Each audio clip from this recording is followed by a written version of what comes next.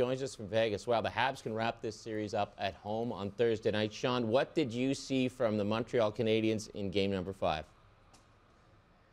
Well, what I saw was near perfection from a team that just doesn't seem to be doing a lot wrong right now. And if you told me 2 weeks ago, 2 months ago, 10 months ago that the Montreal Canadiens would be one win away after beating Vegas here in this building from heading to the Stanley Cup final, well, I would call all of you crazy. But the Habs just feel like a team that has a certain aura about it. And it's hard to exactly pinpoint what it is, but you often see it where a team finds their game and everything starts to click, and you get contributions from Corey Perry and Eric Stahl, the veterans who at times were out of the lineup, in and out, and not expected a lot from. And then you get guys like Nick Suzuki and Cole Caulfield and Jesperi Kotkaniemi, the young up-and-comers. Everything seems to be falling in place, and this isn't a team that is just riding Carey Price. They're not getting the right bounces. No, they are coming in and night out, and they are taking it to some of the top teams in the National Hockey League, and we've seen them do it time and time again. They were counted out time and time again, but here we are.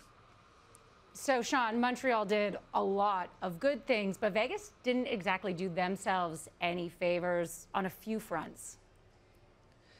Yeah, and it's hard to find the balance when you watch what happened in this game of, was it something Vegas didn't do versus what the Montreal Canadiens did do? And we just heard Kyle talk to Carey Price, and he asked a great question in the sense of the defensemen, the forwards, just basically willing to do anything in front of him to suffocate the Vegas forwards. And we did see some frustration there. There was a few shifts where guys like Mark Stone were coming off the ice and banging their stick, and what they're used to is having their way with teams. We saw it against the Colorado Avalanche at times where they can use their speed, they can bully teams around, and the Montreal Canadiens just aren't allowing that. They're a team that does not like to be pushed back on, and they push right back, and we see it time and time again where, yes, the Vegas Golden Knights can't seem to find their offense, they can't seem to fire it up, but I think if you watch it and break it down, it's a lot to do with what the Montreal Canadiens are doing. They are stifling them, and all that Habs offense that you're seeing in this game starts in the defensive zone and moves right on up. Yeah, there's just no time for Vegas when they get the puck. There's no room at all. Going into this game, obviously a big storyline was who was going to start. We know it was Marc-Andre Fleury. I wouldn't throw him under the bus for this one. It was almost, it didn't matter who started in goal for Vegas. Montreal played that well. Yeah, and it's going to be a storyline, and it's going to be something that gets talked about, and that's just the nature of the beast when you have a team that's this deep into the playoffs that seems to be alternating goalies back and forth the way they have the last 2 games. But when you watch it, you can't finger point at Marc-Andre Fleury and say, well, he's the reason that you caused it. You score 1 goal against the Montreal Canadiens when they're playing this well, and you're probably not going to win the hockey game. So expect it to be discussed over the next 24 hours and who gets a start in Game 6, and there's going to be lots of talk. That's what we do. We talk about goaltending. I don't want to say drama, but we talk about goaltending decisions. But this one, I don't think you can hang on Marc-Andre Fleury. It will be intriguing, though, to see the decision that Pete DeBoer has ahead of him.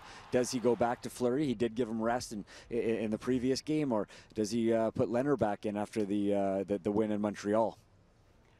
All right, Shawn, at least a couple more nights for you in Vegas. Who knows? Maybe you'll be there 4 more nights, 2 more nights. Turn the volume up, man. It's so quiet there now.